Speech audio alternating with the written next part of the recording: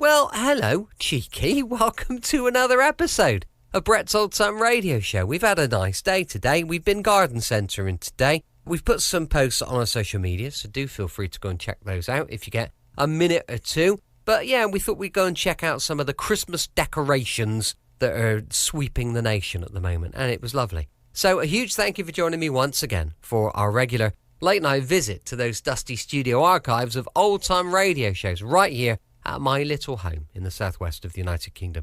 I'm Brett. I'm your host for our Nighttime podcast. Welcome to another episode. I've got Facebook, Instagram, YouTube, and TikTok. They're all called Brett's Old Time Radio Show. Give us a follow. That would be just brilliant. And a little comment, a little hello would be even better. Please bear in mind we've got a fabulous sister podcast. That's called Sunday Night Mystery, and it explores unsolved murders. There's a book as well to accompany the podcast. That's available on Amazon, and it's also called Sunday Night Mystery. So, we've got a supporter page as well. Patreon.com/ you guessed it, Sunday Night Mystery. Time now for some more adventure with insurance investigator Johnny Dollar. This one first broadcast on my birthday. On my birthday in 1953. 1st of February, 1953. It's called The Baltimore Matter. From Hollywood, it's time now for John Lund as Johnny Dollar. This is Orrin Vance. Sent me up to Ossining 7 years ago, remember? Orrin Vance. Oh, the Zeman case? Now you got it. You know, Della, I thought a lot about coming out and killing you. Instead, I'm going to do you a favor. What's on your mind, Vance? I did all my time, and people don't like to hire ex-cons. I think maybe you and I can work out something. I haven't got any jobs, Vance. Not asking for a job. It sounds like double talk to me. I don't think you... Don't you give me any routine, Del. I've heard them all. You can help me and make yourself some money. It's legitimate. What do you say? I don't know what it's all about. Suppose I can come over and tell you. Okay. I'll be waiting for you.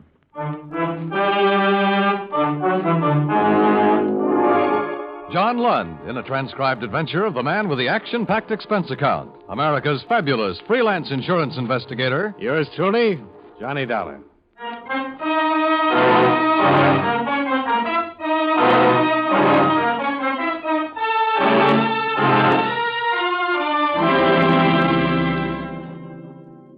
Expense account submitted by Special Investigator Johnny Dollar to All States Insurance Company, Wilmington, Delaware. Attention, Mr. Don Freed, Chief Investigator. Since your office authorized me to conduct certain inquiries based on information supplied by Orrin Vance, I am billing you accordingly. The following is an accounting of expenditures during my investigation of the Baltimore matter. Expense account item 1, $295. A phone call to prisoner dismissal board at Sing Sing Prison, where I was informed that Orrin Vance had been released 3 days before the above date.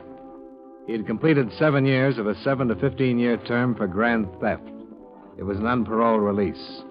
The chaplain described him as a model prisoner with a better-than-average chance of remaining out of prison for the rest of his life. For that reason, I was willing to listen to his story when he showed up an hour later. Hello, Dollar. You haven't changed a bit. Come on in, Vance. Yeah, sure. Thanks. Ah, it's a nice place you get. I like it. Sit down. Tell me what's on your mind.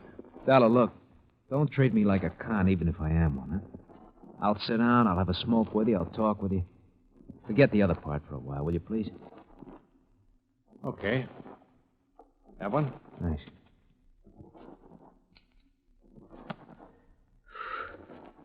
Just that everybody's doing that. Even my wife. Went over to see her the first day I got out. You know what? What? Katie wouldn't let me in the house.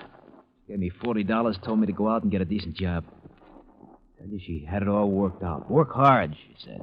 6 months, if everything's okay and you're not in any trouble, you can come home to me and the kids. If not, she said, I'm going to divorce you.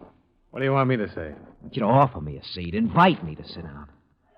Sure. Thanks again. You know, thought about it a lot. If you hadn't been out to get me 7 years ago, I'd have had you over for dinner. Maybe we would have been friends. Maybe. Look, I can't get a job, and I'll have to go in business for myself. I need a stake. That's why I'm here to see you.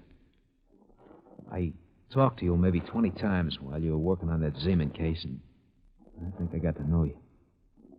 I called you today because of what I saw of you then. I think you're an honest man. Thanks. You ever hear the Towner case in Baltimore? Towner Loan Company in 1946? Yeah. Everybody's heard about that. $1 million theft. The insurance companies still have a reward for information leading to the arrest and conviction? Was never solved. I suppose they do. I can help you help them solve it for half of that reward. Can you? I know 2 of the men who did it. 2 of the 6 men. I talked to one of them yesterday. I'll tell you who they are, where you can pick them up, but I want my name out of the picture. Can you fix that? Yeah, probably. But I have to talk to the police sooner or later. Oh, look, this is a good thing, Dollar. And all I'm asking is your promise to keep my name out of it. Tell me how good before I make any promises. That's fair enough.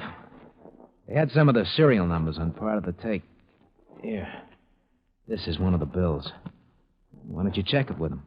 Then we'll take it from here. Expense account item 2, $14.85. A long-distance phone call to Chief Investigator Don Freed, Allstate's Insurance, who verified that the serial numbers on the $10 bill Orrin Vance handed me tied in with the Towner Loan Company theft. I explained the information I had at hand and the source from which it had come, leaving out any mention of names. Freed talked with his boss and phoned me back half an hour later, giving me the go-ahead. Okay, Vance. You're in business. All right, how does it work? You tell me who they are, I'll handle it from here. I mean the money part. When we have something, you'll get paid for it. All I've had so far is talk. This bill could have come from anywhere. You might have picked it up at a cigar counter. Look, I got it from a man named Leonard Torpy. He lives in New York. He's one of them. Leonard Torpy? Yeah. I met him my second year at Ossining. He was up on an old petty theft charge. He did 18 months. Told me to look him up when I got out.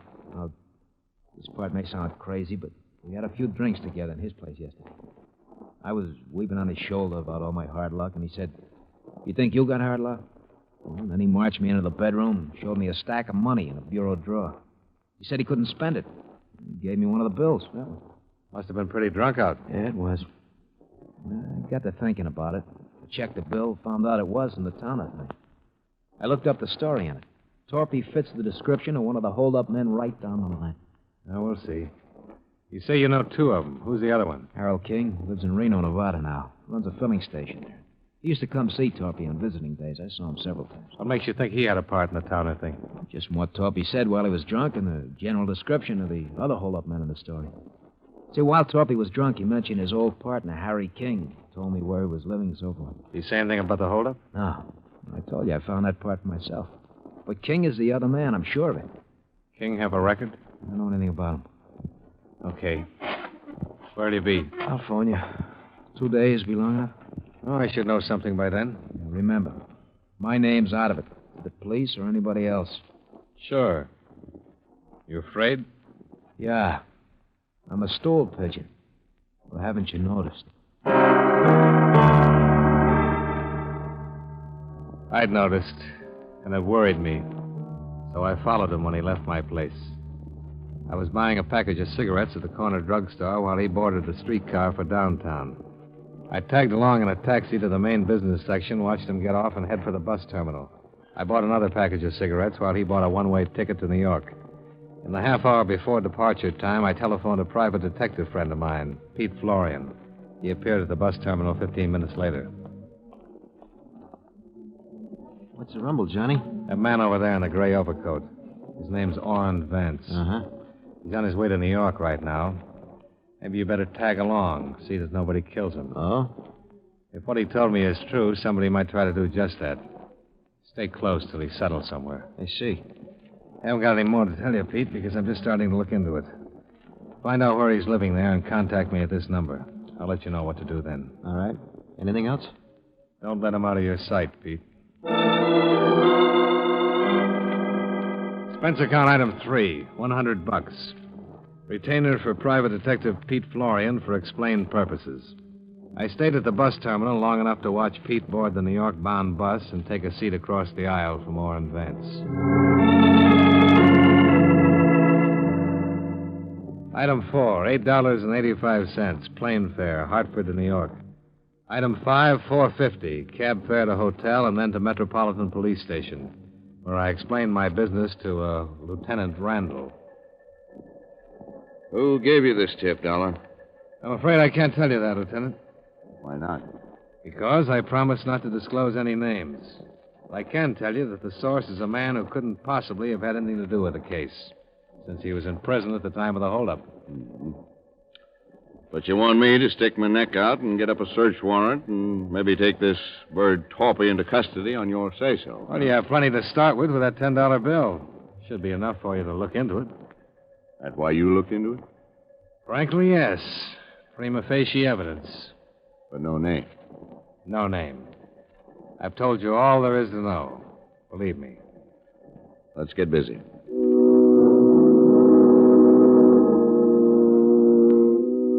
The mug folder on Leonard Torpy showed a balding 40-year-old man with a long record of theft and burglary. There was no record for a Harold King, although he was listed as an associate of Torpy's.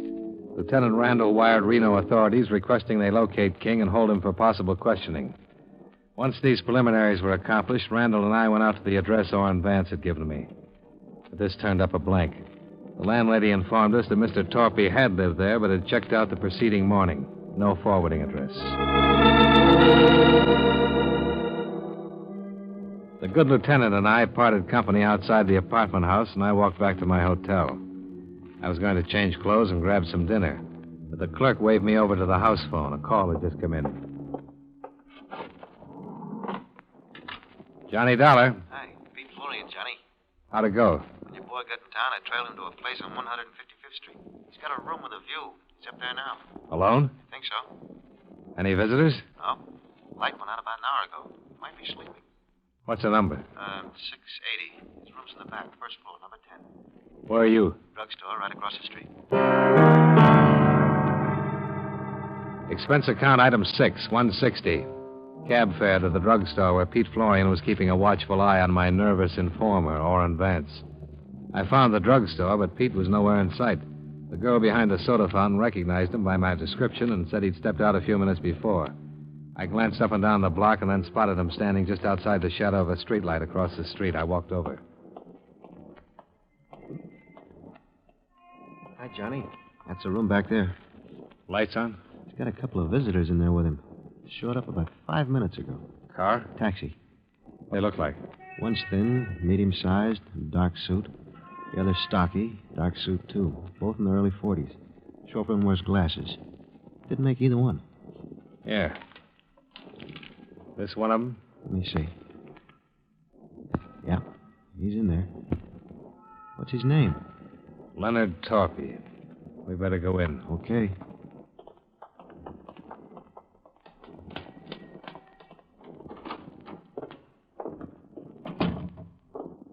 Right back there. Yeah. Who's Leonard Torpy? That's somebody who might want to kill Vance. Wish I knew more about what this is all about, Johnny. Yeah, so do I. It's all talk so far. I see. Better cover me. Put them over there. Okay.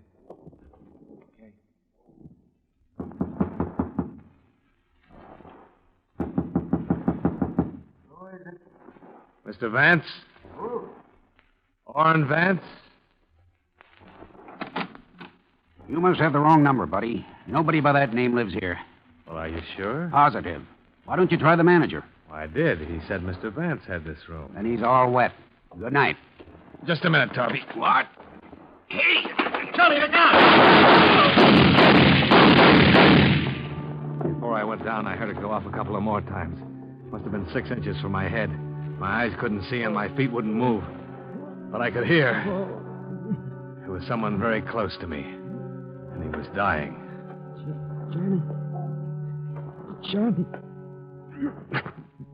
Johnny.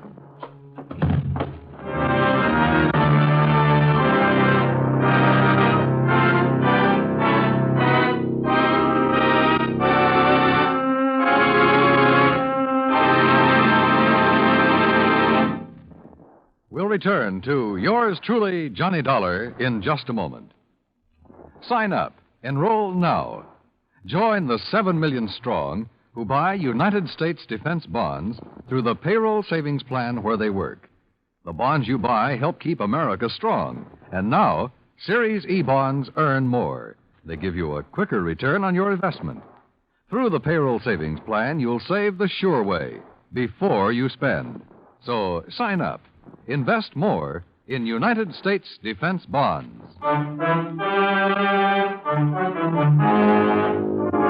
Now, with our star, John Lund, we bring you the second act of Yours Truly, Johnny Dollar.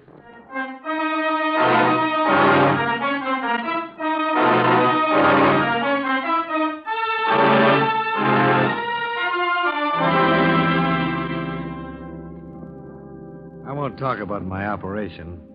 Well, I had one at the police emergency hospital. As a matter of fact, I had two. They prodded a .38 slug out of my neck and another one out of my shoulder. It was 48 hours before I was allowed to sit up in bed and talk. Naturally enough, my first visitor was Lieutenant Randall. He looked haggard, tired, worried. You say you hired this Pete Florian? Yeah, to keep an eye on Orrin Vance. This your tipster? It's okay to tell it now, I suppose. Yeah. Well, thanks. Florian died right there in the hall. 4 slugs hit him. Vance is on the floor beneath you, still hanging on. You keeping track of all this? What about Torpy? Did you get him? We didn't, but Florian did. Torpy's in the morgue. The other man got away. Quite a night. Yeah. Look, Dollar. You're the only one who can give me the story now. Vance isn't able to talk and won't be for another 3 days, if then. Everybody else is dead or gone. Now, what happened there? I don't know.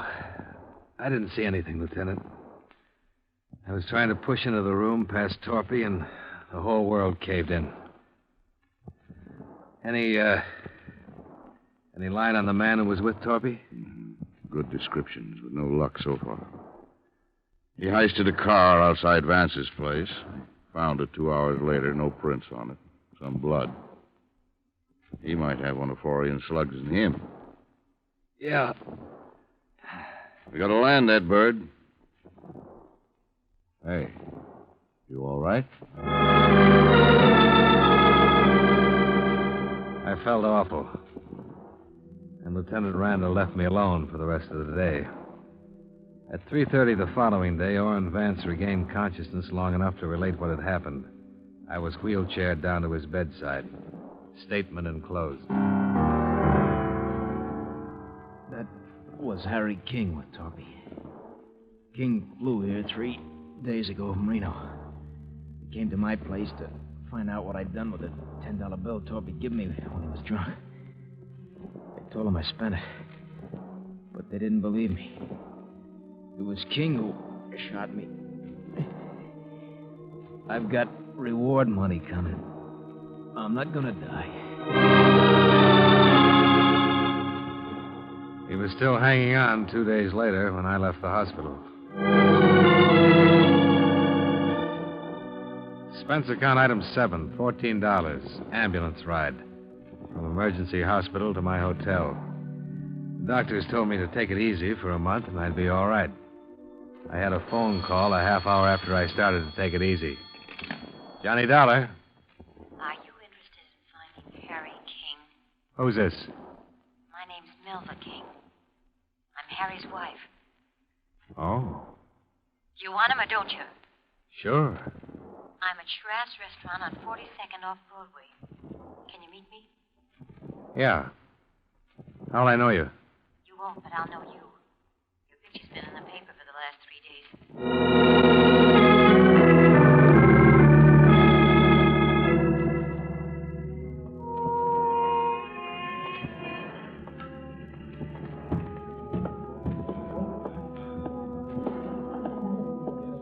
Hello, Mr. Dollar. Mrs. King? Yes. Hey, you look pretty weak. I feel that way. Maybe we better sit down. The small, pretty brunette woman in the nice clothes looked like anything but the wife of a bank bandit and murderer.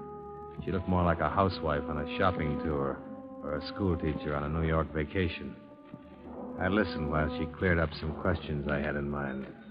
There's a reward posted, isn't there, for that holdup in Baltimore? $10,000, yeah. Will I get it if I turn Harry over to the police? Sure. How much? Half. Oh, that isn't much for giving up your husband. They'll get him sooner or later, Mrs. King. The other half's spoken for. Oh, this Vance man? Yes. Wait, I'm just trying to figure. What about you? I'll pass it up. $5,000 for Harry. Providing he was tied in with the Baltimore holdup. That's what the insurance company's interested in. He was in it all right.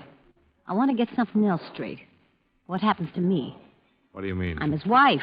I only had a part in that holdup for the last 6 months. I haven't said anything. Does that make me a party to it or something? Well, you could have informed, but you couldn't have testified, being his wife. I'm arraigned. I don't want to spend all the money hiring lawyers to keep me out of jail. My company will cover that. Where's Harry? Oh, not yet. What now? I better get something in writing from you.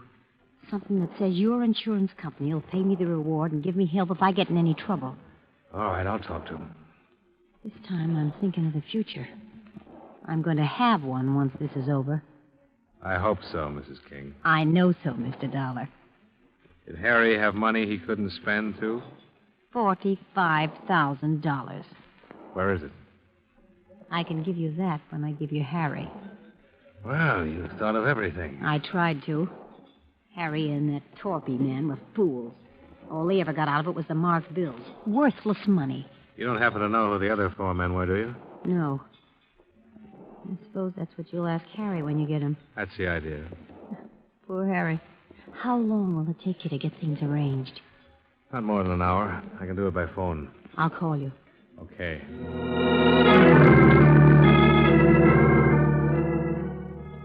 I gave her a 50-second start before I left the table and went out in the street. I was just in time to see her climb into a cab. I was trying to hail one to follow her when a black coupe pulled up to the curb. Come on, Johnny. Hey. Hustle it up. Light will change. Oh. How do you feel? Terrible. What is this? When Vance told us it was King, we checked the airlines and found out he had his wife with him when he flew in from Reno. That is Mrs. King up there in that cab, isn't it? That's who she said she was. She wants to sell you her husband for part of that reward, doesn't she? Yep. Well, what's the delay? She wants to make sure she'll be handled all right. The money and all. So did Vance. Don't needle me, Randall. I don't mean to. This all figures. I thought she might try to get in touch with you for just that reason. I don't get it. Well, that's why I put a man on your hotel. He followed you when you came to meet her today, then he phoned me. We looked her up. Her name was Melba Thaler before she married King. Her old man had a lot of money in Minnesota, but she couldn't keep herself out of trouble and got disinherited. Money's always been her problem. It's everybody's problem. Not the way it is with her. Now King's worth a lot of dough to her if you pay off. He's no good to her now lying somewhere with a slug in him, and he hasn't been any good to her with the marked money he got in the Towner holdup. There's something else, Randall. What? She's stalling me, I think. She said she didn't know who they were. But if she was lying and she does know who the others were in that Towner holdup, King would be worth even more money. They'd want him dead instead of with the police talking his head off. That's right. We followed Melba King's taxi for better than 45 minutes, all the way through the Holland Tunnel and into Jersey. She finally left it at a train station in Bucks County. We watched her buy a magazine and sit down in the waiting room and begin to read it. 15 minutes later, she stepped into the phone booth. When she came out, I went over to the filling station phone to see if she'd phoned my hotel. Well? She wasn't trying to get me. Well, that settles it. She's contacted the others. She's going to sell to you or them, whoever pays most for him. Some operator, isn't she? Well, when you have time, look at the file we picked up on her. 16 arrests. 1 conviction for narcotics when she was 18. Well, we'll see what we will see.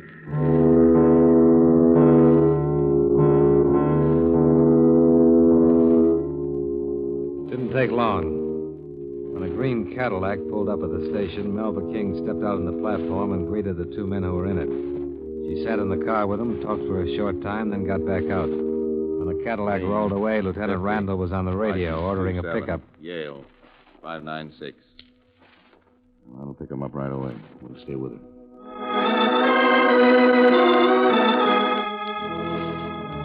When Melva King caught another taxi, we were right behind her. She took it to an auto court about a mile from the station. We saw her go into the cabin marked D. Randall radioed in our location. We were about to check the auto court office when the door to cabin D opened. Standing beside Melva King in the doorway of the cottage was a pale, stocky man who looked as though his legs wouldn't support him another minute. Then she saw us get out of the car. He'll kill me. He's got a gun on me. Don't do anything. Please don't do anything. That's right. Anybody gets in my way. You're hurt, King. You can't go far. I've come this far, and I'm still going to keep moving. Come on, baby, move. He was all ready for her when she got back. Yeah. Boys know I shoot. You especially. But you'll be dead now, Dollar. That's funny. I thought the same thing about you, King. Please don't do anything. Please. Shut up. Oh, don't. King, listen to reason. I can tell you're hurt bad. You need help. Why don't you give it up? How much were you going to give her for me, Dollar?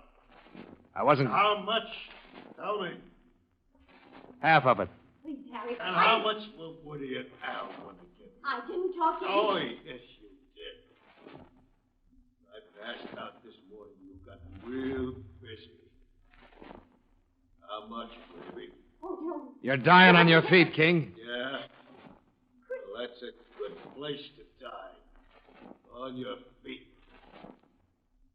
Maybe I won't make it. We'll still make it.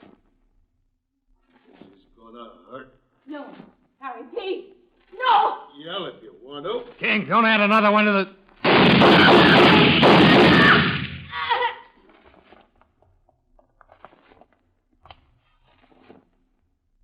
How is she? Gone. This one, too. Let's get this over with.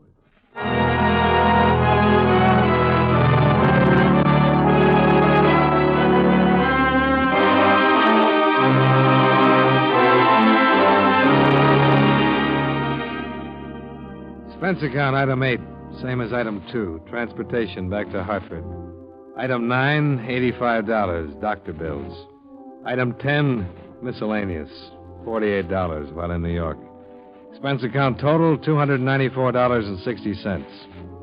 Remarks. As you know, the 2 men Melva King contacted were also part of the 6 who had held up the Towner Loan Company. They made a full confession and named the other parties involved.